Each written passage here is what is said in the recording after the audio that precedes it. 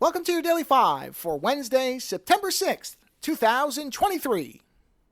As I think I've mentioned on more than one occasion, I am a member of the Club Twit Premium membership or subscription, whatever you want to call it, for the twit.tv shows, which essentially is an ad-free version of those shows, and there's some stuff that they do behind the scenes for Club Twit members exclusively. And one of those things is a book club, which is usually comes from suggestions, or at least traditionally up till now, has come from suggestions from Stacey Higginbotham, who is, or was up until very recently, one of the co-hosts of This Week in Google.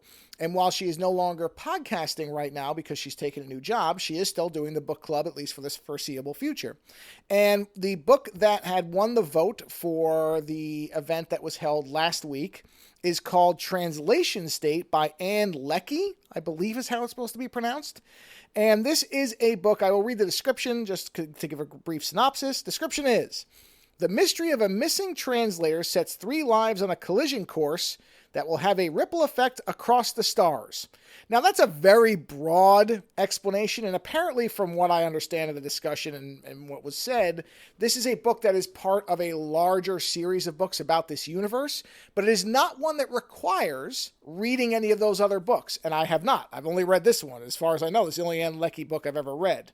And while there are things in the book that do feel like they probably are fleshed out somewhere else, there are characters where you feel like, oh, I think maybe there's more to this that maybe some people already know. None of it is where, if you haven't read the other books, because again, I haven't, I don't think any of it stops the book from being enjoyable on its own. I think it works fine as an independent work. It's just that there's some details that you might be missing out on. I guess, as I said, haven't read them, so I don't know.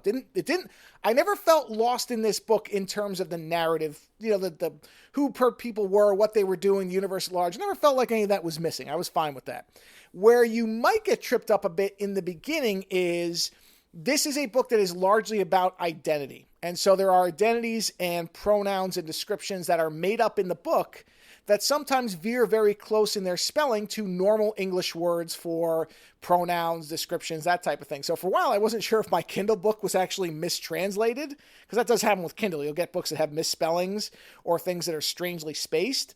And then after a while, I kind of figured it out. But it can be a little bit of there's a little bit of confusion sometimes in the beginning. But if you can get through that, you'll figure it out, and then it becomes a standard that you can go with for the rest of the book. I don't think it's terrible. I'm just saying, just be aware there might be a little bit of that kind of narrative confusion up front.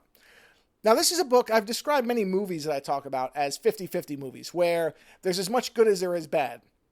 And this book is somewhat like that, in that the beginning quarter of it, or 25-30%, or maybe 15 to 20%, is good. The setup is good. The way everything that's happening is laid out, I think, is done very well. You get a mystery right off the bat. You kind of get some family dynamics, a character who's struggling with something that's just happened, a major trauma in their life.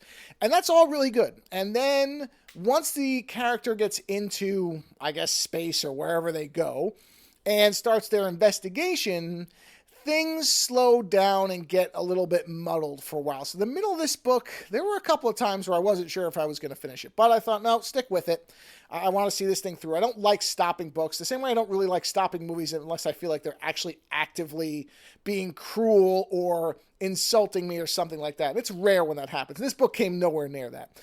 But the middle does drag a bit, I'll just warn you. But then, once you get to the ending, there's a point in the ending, a courtroom scene, or basically what is the equivalent of a courtroom scene, where there's an event that happens and the book takes off, and at that point it's off and running, and I thought it was excellent from there on out. And honestly, if you're going to have a book that's not consistent all the way through, I mean, that's the ideal, is to have a consistently great book, but if you can't do that, if you can stick the beginning and the end, I'm going to forgive all the stuff, and that will overcome all the problems in the middle. And that's definitely the case here. So once I got to the end and finished the book, I actually found that I enjoyed it quite a bit. I'll just warn you that the middle does sag here and there. It will get slow. You may have some problems with it, but I would say stick with it.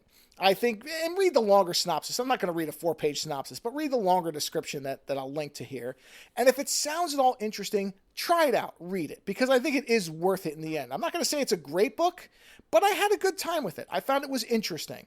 And I think most people, if you stick it out to the end, will probably come to the same place. Like I said, if the premise sounds interesting. Because, again, opening setup, while confusing at times, is really good, and the ending is dynamite. So again, it's called Translation State by Anne Leckie, and I would say read it, because I had a good time with it. Later.